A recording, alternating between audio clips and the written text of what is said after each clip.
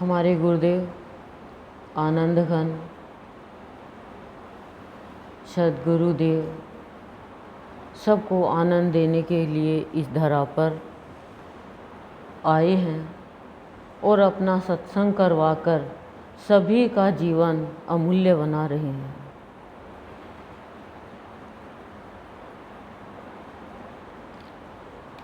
प्राणी अनेक कारणों से उदास हो जाता है, हताश हो जाता है, हतोत्साहित हो जाता है। लेकिन जैसे ही ईश्वरीय प्रेम प्राप्त होता है तो वो उदासी प्रेम के प्रकाश में बदल जाती है।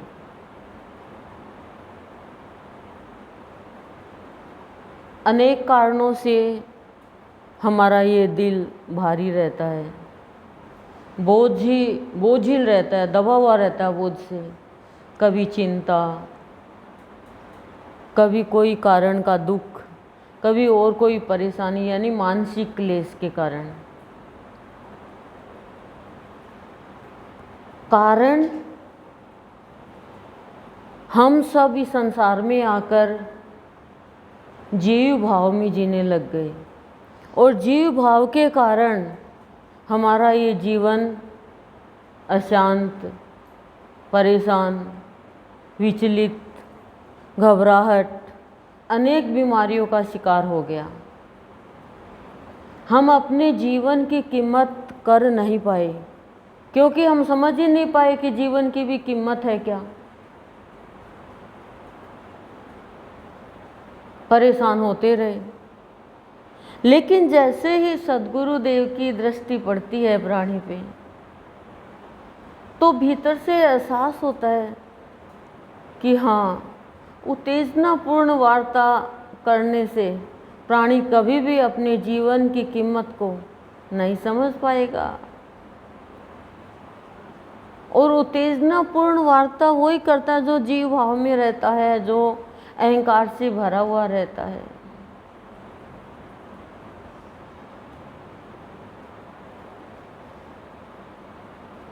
तो भक्त अपने सद्गुरुदेव से निवेदन करता है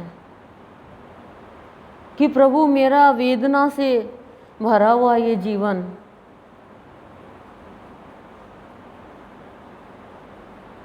अब संत समागम के खेल से खेलना चाहता है।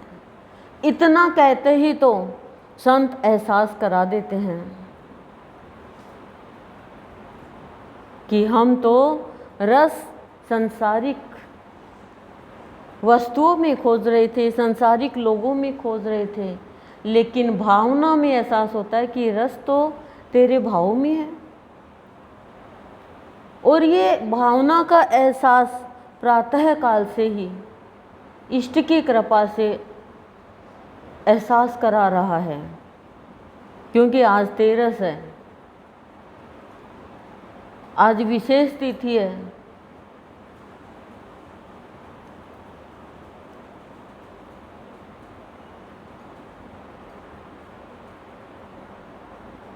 इतना निराला हमारे सद्गुरुदेव का दरबार। लेकिन भक्त कहता है कि हे भगवान, जब मैं तेरे दर पर आया तो तूने मुझे सुख दुख से ऊपर उठाया।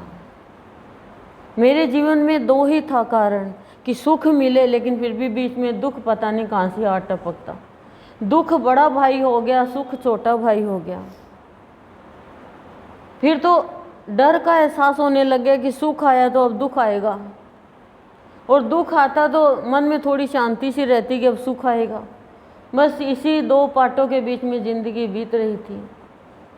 फिर बीच में 2 भाई और आ गए, मान और सम्मान, उनसे दूर किया। जैसे ही उनसे दूर किया तो संत ने एहसास कराया कि अब तुझे वेश की लाज रखनी है, वेश की कीमत करनी है। जैसे आप बाहरी वेश की करते हो, ऐसे ये शरीर रूपी वेश की कीमत करनी है। ये भेदभाव, पक्षपात करने वाला कभी अपना भला नहीं कर सकेगा। हे दृष्टि वाला कभी अपना भला नहीं कर सकेगा। तो अंदर में स्वतः ही प्रश्न उठने लग जाते हैं कि प्रभु, जीवन की 3 स्टेज होती है, 4 स्टेज मान लो कि बाल्यावस्था है, खेलने खाने पीने में ऐसी चली जाती है, खेल खिलौनों में। कोई मिट्टी खा रहा है, कोई दीवार चाट रहा है, कोई पत्थर भी खा रहा है, कोई मार खा रहा है मम्मी की दादी की, कोई डांट खा रहा है, कोई अच्छी अच्छी चीज़ खा रहा है, लेकिन कुछ होश नहीं है क्या खा रहा है क्या पी रहा है, अपनी ज़िंदगी बिता रहा है। वो स्टेज पूरी होती है इतने में यौवनावस्था आती है। उसमें तो किसी की सुनते ही नहीं, बस हम सबकी हंसी उड़ाना, अपने आप में उत्तेजनापूर्ण जीवन जीना, अपनी इच्छाओं को इतना प्रबल करना कि उसके सामने किसी की भी नहीं सुनना, करना तो करना, सामने बोलना, अपने से बड़ों के शिक्षा की बात को शिक्षित नहीं होना, शिक्षा की बात से सबके लिए नहीं है, लेकिन करीब करीब ऐसा ही हो जाता है। कोई हमें कहता है, अरे यार क्या तो तू तेरी मम्मी के पल्लू के लटका हुआ है, क्या सत्संग की उम्र है तेरी, ये लो। बस जवानी में इतना ही है, समझ काम नहीं करती। फिर शादी वगैरह हो जाती है, शादी की उम्र है, बच्चे पैदा करने की उम्र है, वो है ये है, कमाने की उम्र है, पढ़ाई की उम्र है।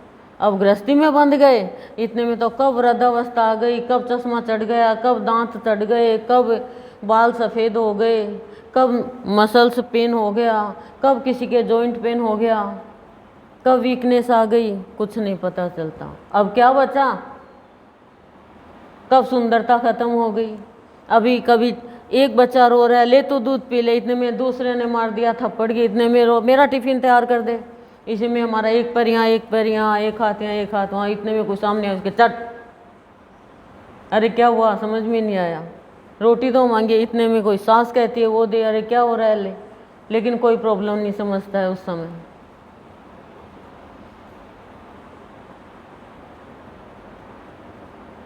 कोई प्रॉब्लम नहीं समझता है, और उलझन में ज़िंदगी व्यतीत हो जाती है हमारी। लेकिन संत के सामने आके जब प्रश्न किया जाता है तो संत हमें कहते हैं कि प्राणी समय का यदि सदुपयोग करेगा तो सदा शांति में रहेगा। ये जो स्टेज है जीवन की, ये समय का सदुपयोग करते चलो। और समय का सदुपयोग कैसे किया जाता है वो तो सत्संग में आके बताया जाता है कैसे किया जाता है। जब हमें समय मिला है तो बाकी तो हम सारा हमारे दिनचर्या का कार्य है, जो स्वाध्याय है वो तो करते ही हैं। बाकी भी हमें जो खाली समय उसमें क्या कर रहे हो, मोबाइल से बात कर लेते हैं, सो लेते हैं। 1 घंटा, आज तो 4 घंटा सोए, 4 घंटा फ्री। आज क्यों? आज घर में कोई काम नहीं था। हमें जो टाइम खाना बनाने का होता है उस समय में खाना नहीं बनाना होता है, उस समय हमें समय का सदुपयोग करना चाहिए। जिस समय हमें कपड़े साफ करने होते हैं उस समय हमें, उस दिन मान लो हम कपड़े नहीं ज़्यादा हुए तो उस समय समय का सदुपयोग करना चाहिए। हम क्या सदुपयोग करते हैं, चलो टीवी चलाओ, चलो चाय बना लो, आज तो बात करेंगे बैठ के। उस समय बात तो करो लेकिन किसी का भला करो, हवन करो, सत्संग करो, भजन करो, अध्ययन करो अच्छी किताबों का। ये है समय का सदुपयोग। और किया गया समय का सदुपयोग तो शांति देगा, और जैसे ही शांति देगा वैसे ही हमें संत भाव में भीगना आ जाएगा। क्योंकि संत तो भीगने सबको भिगाता है अपने भाव में, जैसे हम संत के भावों में भीग जाएंगे वैसे ही हमारा अहंकार तो गिर जाएगा और हमारा मन का उत्थान हो जाएगा और जीवन है वो संत के चरणों में सुव्यवस्थित हो जाएगा। फिर हर एक चीज़ का सदुपयोग करेंगे और शांति से रहेंगे।